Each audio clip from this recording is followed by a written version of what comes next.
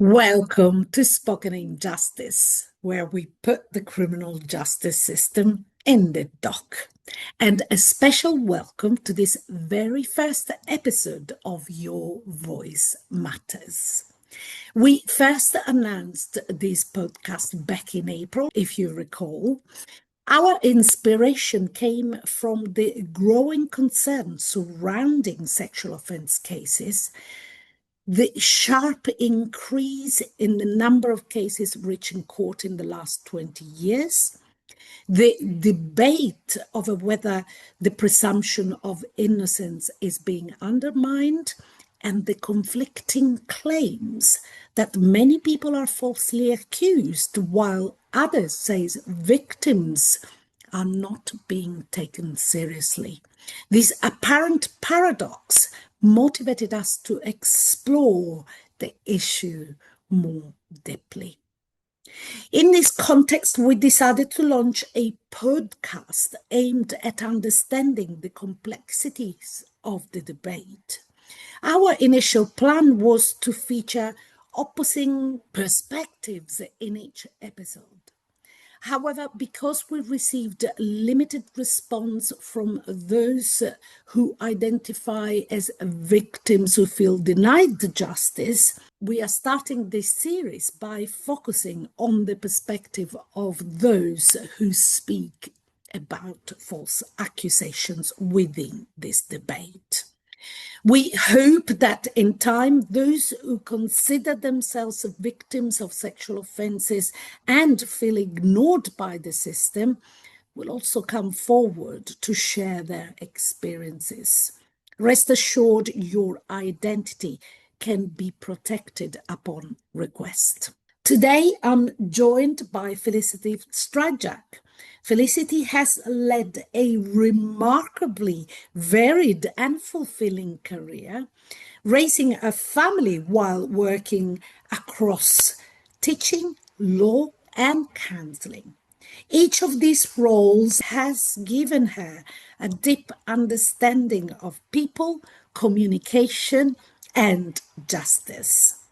But when a series of false accusations affected her own family, she became determined to challenge some of the myths surrounding that issue. As a result, what might have been a quiet retirement has turned into a passionate mission for truth and understanding. When it comes to false accusation of sexual offences in the UK, one of the biggest challenges is separating perception from reality. The common narrative suggests that false allegations are extremely rare, but the truth is there is no comprehensive or reliable statistics to definitely support that claim. Much of what we hear is based on limited studies, inconsistent definitions, and selective reporting. Some police forces record allegations differently, while many cases never progress far enough through the system to be categorized as either proven or false. This leaves a significant gap in understanding, one that has real consequences for both survivors and for those falsely accused. In today's conversation, we will explore what we actually know, what remains uncertain, and why the numbers surrounding false accusations are so often misunderstood and misrepresented. Felicity, thank you so much for joining us on this very first episode of Your Voice Matters. I thought we would start with a background question, as I always do. And if you could please tell us about your background and what made you decide to take on such a complex and controversial project. Well, my background is, and I'll work backwards, I'm retired now, so I have the time to do this. But in my working life, I was a teacher. I taught English. and I took a law degree but didn't quite qualify as a solicitor, and I trained as a counsellor. So I've got lots of research and teaching stuff and guiding stuff going on in my background, which has fed into this. And the reason why I took on this project was it seemed to be such a big gap. And people were saying things like, I heard all the time, false allegations are rare. False allegations don't affect anybody. They're no big deal. And I knew, because about 10 years ago, my husband was falsely accused. And since then, 3 of my children have been falsely accused. And indirectly, I have been falsely accused. And I knew that this wasn't correct. I also knew from talking to people, just casual conversation in the last 3 or 4 years, that false allegations are much more common than the authorities would like us to believe. So I thought, okay, I had a look around on the web, and there are databases there, but they are very narrow and they are incomplete. And I thought, well, perhaps I should spend the time, now I'm retired, getting all this together. So that's what I started doing. And then I started thinking about, well, what actually is a false allegation? We have no definition of it. So it's become a much more complex thing than I first imagined. And to be honest, I never thought of it as controversial. I didn't. What seemed to me much more controversial is the fact that we have a justice system that's unfair and unbalanced, and the might of the state is pitted against the pittance that's given to the defendant. We have a legal system that favours targets over truth, and a society that is starting to criminalise bad manners and misunderstandings. So that's where the controversy is for me. And I want to redress some of that imbalance, not in any great changing the law way. I can't do that. I'm one person. But I can put some information out there that will show people what false allegations do and where they come from, and the fact that there's lots and lots and lots and lots of them. Well, that is a big, big commitment. Thank you so much, Felicity, for doing this, because we all benefit from this and we need some clarity. There is no doubt about that. So when you started, what was the driving question that you wanted to answer? Was more about the numbers, the fairness, or how the system handled these cases? Well, it was really about the numbers. Yes, to demonstrate what a false allegation is and how many there are, because I've taken the view that the false allegations aren't just directed to sexual offences. Many people think that, and people who have been accused of other things think, oh no, I'm not wanting to be associated with people who are sex offenders. And I wanted to redress some of that, because people who are falsely accused of a sex offence are not sexual offenders. They are falsely accused, just as the same as you're falsely accused if you've been accused of fraud or accused of poisoning somebody or accused of murder. So I'm including all of those things. My guideline is, in each case, I will include anyone who is returned to legal innocence at the end of the case. So you are making this broader, because Your Voice Matters podcast is more about sexual offences, but it's great to know that you are including others, which is absolutely right, that have been falsely accused, if at the end of the process they are returned to innocence. Mm-hmm. So great. Thank you for that. So how did the idea of compiling a database came about? Was it something missing from the existing reporting? It was realizing that because they come from different sources, and there are, for example, there's the Bailey list. There's individual solicitors and lawyers, barristers put their own cases up, and there's a big website that a gentleman called Alexander Barron has compiled, and that's where I started. But all of these are different things. And to be fair, you've just said that Spoken Injustice is mainly focused on false sexual offences, and that they are the majority that I am finding.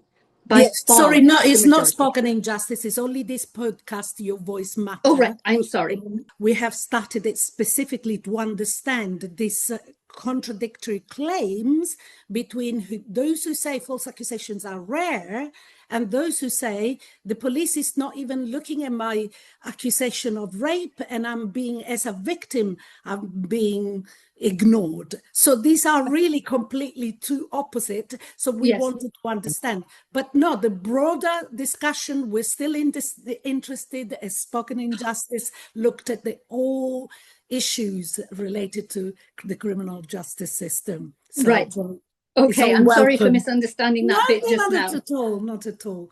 And it asks an opportunity to clarify that with our viewers as well. So thank you for that. Yeah. So let's go into your database. What qualifies as a false accusations in your work, in your database?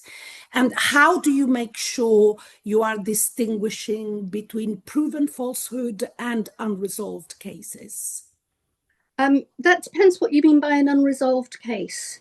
There are cases where, for example, there've been no further action, but not because, for example, because of missing evidence, or would you class those as false accusations? I include those. Let's start from the definition that what you have included. Yes. I include anything, as I say, where the person who's been accused has been returned to legal innocence. Now, that could be because the police decide no crime happened. It could be because there was a court hearing and they were acquitted. It could be any one of those things. There's a whole range of things. And as I said, the definition really, false, is broader than that. It's false, it's malicious, it's wrongful. And I do explain all of that at the beginning in the website that I'm creating. I talk about how I've reached a conclusion about what to include. And as I say, the primary factor is the person who was accused returned to legal innocence, because it doesn't really matter whether they were acquitted or whether police dropped the case or whatever. In their mind, it's their perception that is important. They were falsely accused. They won't necessarily say, well, I wasn't falsely accused. It was a malicious, or it was a mistake. There are mistakes happen.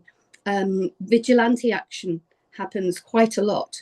And those people have a genuine belief that somebody has done what they've been accused of doing, but they haven't. So, even though it's a mistaken belief from their point of view, from the person accused point of view, it's a false allegation. And that's the definition that's used most often by the public. And this is really aimed at the public as well, the general public, so that they can see they're not rare. Where do your data sources come from? At the moment, I've only really touched on the tip of the iceberg, but every case that I include has to have an internet link, so that people can look and see that it's not just me saying that this has happened.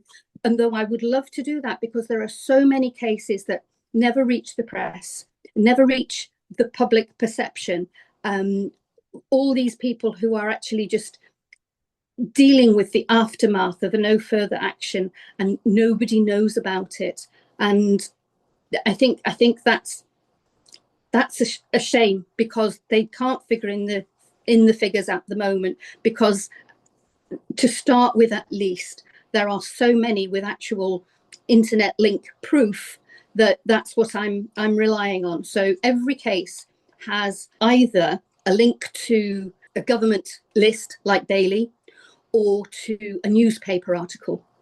And that's another reason why a lot of the data is actually very patchy, because it's reliant on what the media chooses to print. And the details can be very, very sketchy, because two of the things that I'm trying to include are the consequences for the person accused, because they can be devastating. No, never mind this, it's no big deal. And very often the person who's made the accusation, there are no consequences for them, none at all, or something as simple as a fixed penalty, but ranging up to years in jail for a conviction for perverting the course of justice. So it's very broad, but as I say, unfortunately the data will be patchy because it's just not there. Can we remind our viewers what's the website called? Falsely Accused Database.com. And is it live or not yet? Live? Not yet. It's still, we're just finishing off the finishing touches. We'd like to have a search function so that people who actually want to use the research to gather their own figures can do that and pick out what they're looking for. Again, these things become more complex. I was thinking in the first place just a database, and then it became clear that actually what's needed is some news, what's going on in the news, and some academic research thoughts on what's happening. So we've got probably half a dozen different pages, but the main thing is the database, and it's not live yet. I've still got some sorting and stuff to do, but it will never be complete. So it will be live, I hope relatively soon, but it will be being added to. This is going to be a rest of my life project. It's a live document, of course. I know you have already mentioned some of your challenges, but where were particularly challenges in finding or verifying cases? For example, there's some records inconsistent. Have you found any inconsistencies with records? I wouldn't say I found inconsistencies. At the moment, as I say, it's in such early stages that there's plenty of data out there. It's just bringing it all together. That's the issue. It's a constant task to find new things because I know new things are happening. As I said earlier, we're very reliant on the vagaries of what the media chooses to publish. But the thing that I am doing is there is a little piece on the website that says, if you've got a case, if you are a case and you would like to be included, please let me know. Because, as time goes on, new things that are published, but I personally can't and don't read every single newspaper every single day. So, it's not just me. There is encouragement for people to tell me about things that they find. It becomes a community issue, really. Yes. And once you started analyzing the data, and I appreciate that you're still at the beginning and perhaps you haven't done a proper analysis, and I would love to have you back once the website is established, and I will ask this question again. But for the moment, see any patterns that begin to emerge? Any threads in how or why false accusations happen? Yes, in the respect that I haven't started any formal analysis. So what I can tell you now is just what I've noticed as I've been gathering cases and putting them in the database. But there seem to be patterns. So the press will pick up on a theme, like all of a sudden there are half a dozen cases of false accusations of paternity, for example. That seems to be a fashion for a while. It's as if they all talk together and say, let's report this. But the thing that has really struck me is when the authorities say, oh, people don't lie about sexual crime. They do. And the reasons why they lie are staggering, absolutely staggering. And there are often things like, I didn't want to get in trouble for my dad being late home, or I was angry. Revenge is a very common thing. I was annoyed with my boyfriend. We had a row. So there's lots of themes like that. In family courts, it seems to be increasingly a main issue because this seems that a divorce has been made easier, or custody for children has been made easier if you sadly accuse your other half of domestic abuse. Yes, and that's very, very clear. Though I have noticed as well that judges are becoming more willing, in the recent years, they've been more willing to actually say there's these allegations that have been made are false. Oh, wow, that's And great. there's a few of those, but they are very recent. So I'm assuming it's a recent thing. I haven't found any older ones yet. But as I said, I haven't finished looking, and I haven't finished looking at all the databases. So we'll see what comes out. This is reassuring, though, isn't it? It is. It is. Right. Yes. And how do your findings compare with the widely repeated claims that false accusations are rare? In conclusion, now that you've seen, they just don't. I mean, I have got 2,000 entries already. I've barely scratched the surface. I know that I've included all sorts of other things, like at the Birmingham 6, Guildford 4, all these big cases where people were wrongly accused of murder, because they are still false accusations. Of course. Yeah. But what is interesting is they've always been there. The earliest recorded thing I found was from 16 something or other, when 2 people were actually executed for a murder, and the person they had murdered, supposedly murdered, reappeared live and well. Thank you. So these things have been happening forever. So, you know, we'll just have to see where they go. There are just so many. The idea that they are rare, the idea that nobody lies about it and they are all, you know, all these cases are genuine, they're just not. You know, there are many times when the police actually conclude something and there's a report saying, well, we decided no crime took place.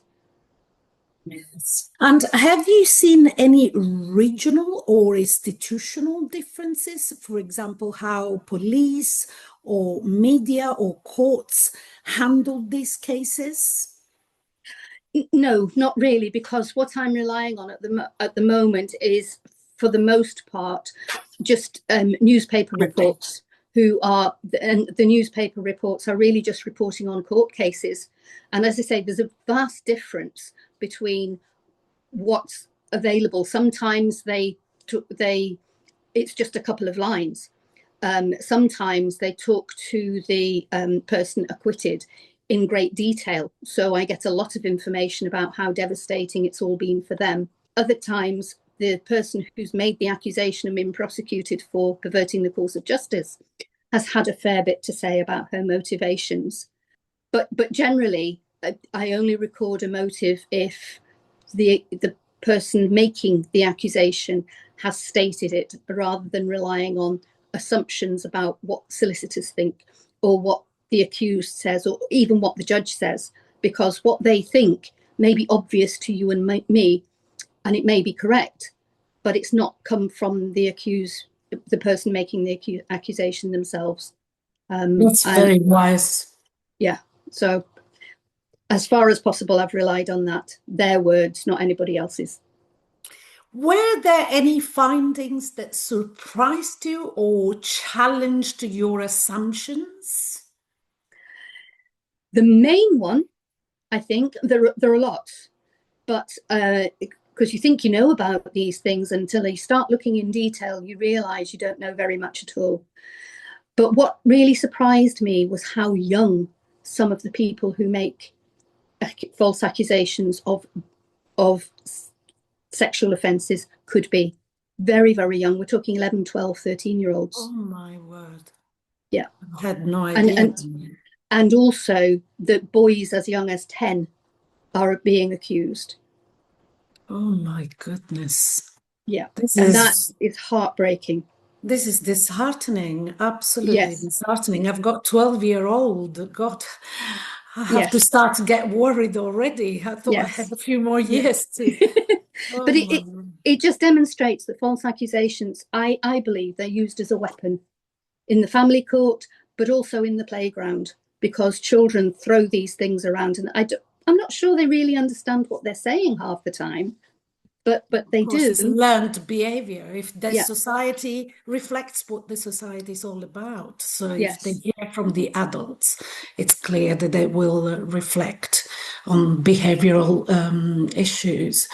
How do you think this data should inform policy or reform going forward? I hope you want this to be, something that will inform reform. I do, but I do, but I don't think that's an. I was going to say I don't have an opinion about that yet, but I think those are decisions for other people to make, not me, because there are so many possibilities. I talk to people about this, the whole project all the time, and so many people have so many interesting and intelligent things to say that I think that's a huge question that actually needs lots and lots of input. Perhaps a bit premature, yes. I was going to say yes. It's a little early to decide how to push it forward and how to use it, because I don't really know yet what it's going to look like, if you see what I mean. And how it is received, of course. Yes. Yes. Yeah. Absolutely.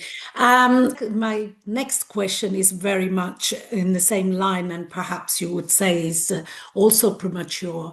But let's say this database becomes an interest to journalists, campaigners, legal professionals. How do you wish them to receive your database? How do you wish them to read it? Right. I would like them to be as accepting of it as they are of anything that, if you like, the opposition have to say, anything that Women's Aid or the feminists have to say, because they seem to absorb that without thought. And I don't want them to absorb it without thought, but I want them to accept it in the spirit in which it's been created, which is to inform and to expand knowledge and to actually redress some of the balance. I have, if you like, a fear that it will be dismissed by journalists and so on as propaganda or whatever, but something negative. But I would like them to accept it positively. This really reassure us that there is somebody there who is looking at one part of the debate that has been really misrepresented by many, including the main narrative. But behind all of this, you believe, and I know that you do because I've heard you speaking at the University of Bristol, that there is a driving force in ideology. Do you want to tell us a little bit what you think is happening and in the ideology world and the feminist world? And do you want to add anything about that? Well, here I probably will get a bit controversial, but I noticed today that the government is talking about removing the presumption of parental involvement, which I think is an absolute tragedy for children. And I think that's part of what's behind all the rhetoric around false allegations are rare. And I think there's been a move to demonize men. And I think this new plan of the government is part of that, which, as I said, is a tragedy for children. It's also a tragedy for men. And without them realizing it, it's a tragedy for women too. Because the thing is, the vast majority of these false accusations, be it murder or be it sexual assault, are aimed at men. Now, I know there are some incredibly tragic cases like Sally Clark, who was accused of murdering her babies. Those are terrible, but those are rare. Those truly are rare compared to all the accusations that are made against men. And I think the whole feminist ideology has infiltrated our legal system to a terribly damaging degree. And hopefully coming up with figures and cases like this will actually demonstrate to people willing to listen that they've got it wrong. They are not rare. We are demonizing men, and we need to stop doing that. We do actually need men. They are very valuable members of our society and community. Absolutely. So really looking forward on this project. What is the next phase for the project? How are you going to proceed? Of course, once you have the website has not been published yet, but where are you going from here? Right. It's going to take a while longer to get enough data in a presentable form to get the thing live. It's going to be a little while yet, but I'll be working on that permanently, I think. What I would also like to do is, let me backpedal a little. One of the things that's on the website at the moment is a database of police and official statistics. But there seems to have been an unwillingness in recent years for the police to publish those statistics. So that they peter out at about, I think, 2012 or so, around when, false allegations or the insistence that they were rare got into overdrive. Yes. The police pulled back on publishing those statistics. So I would like to contact all the police forces and ask them through a FOIA request for up-to-date figures for cases that they have no crime or NFA'd or whatever it is that they have done, so that those statistics can be brought up to date. And I would also like to speak to the police as well, or find some way of seeing if NFA statistics can be teased out a little bit, if people who are given an NFA could be given more information on that, because no further action on just the reason people in limbo. You mean the reason for the reasons why? Yes, because NFA, because no crime happened, is very different from NFA because we can't prove it, and there's a whole host of things in between. And I think not only do people who've made the accusation, they're entitled to know why it didn't go any further, but the person who was accused especially, I think, deserves to know, because it still hangs over their head for years. I mean, yes, there absolutely. Are repercussions. It never goes away. Oh, absolutely. In terms of insurance, in terms of anything really, traveling, and especially with the sexual offences cases where, the recording of even a dropped case is still in the DBS. So. Yes, I mean, people don't realise that people don't realise that even if you're arrested, it puts the kibosh on you visiting, for example, America easily. You can't go to Disneyland without the whole fuss, kerfuffle and bother and expense of getting a proper visa. You're not eligible for the visa waiver anymore. And the police never explain why they've arrested somebody, as opposed to just ask them to go in for a voluntary interview. I think there needs to be more clarity over that too. Felicity, thank you so much. That was really interesting. I'm sure we will know more once that your project goes, and this is the very early stages, as we said. So definitely we will want you in future once the database is established. But in the meantime, thank you so much. And is there any message you would like to leave with our viewers in terms of false accusations and this idea that they are rare? Well, the one thing I would like to say is it won't be long. I'm hoping that this will be up and running in a relatively short space of time. And I just hope above hope that it actually makes something of a difference to somebody. If it's another way that people can feel I'm not on my own with all this, that I will have achieved something. That will be good. Anything else is a bonus. That's absolutely fantastic way to conclude. Thank you so much once again, Felicity, and we wish you all the best. Thank you very much. Thank you for having me. Today's discussion has shown just how complex and multi-layered the issue of false accusation really is. We look forward to the launch of Felicity's database and resources of false accusation cases, which will provide valuable insight into this important topic. And remember, understanding all sides of the justice debate is vital if we want to build a fairer system for everyone. Join us again as we sit and rise in this unique trial.